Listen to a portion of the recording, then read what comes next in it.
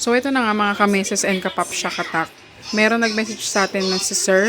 Ang problema niya is yung front shock niya at yung manibela niya is nagwiwiggle.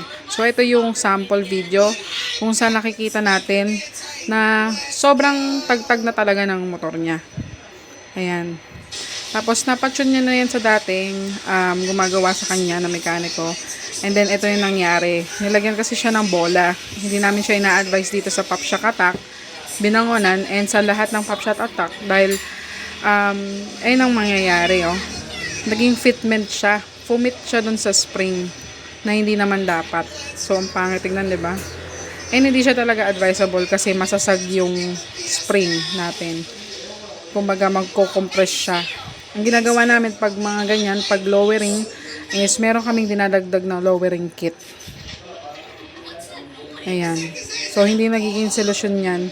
Nagiging problema pa yan. Kumakapit siya. Kasi naluluto po yan mga sir, mga ma'am. And then, after deep clean and tuning, ito na po yung result.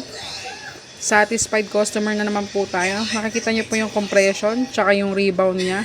Mabagal na. Hindi unlike kanina, na talaga namang wala talagang compression na maayos.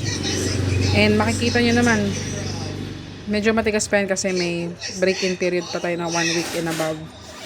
Depende sa riding style ni Sir. So, tinry niya yan ngayon dito sa harap ng shop. And as of this moment naman, wala namang reklamo si Sir.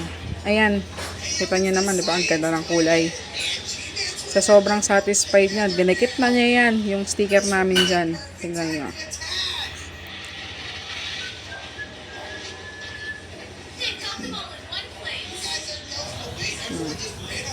You know?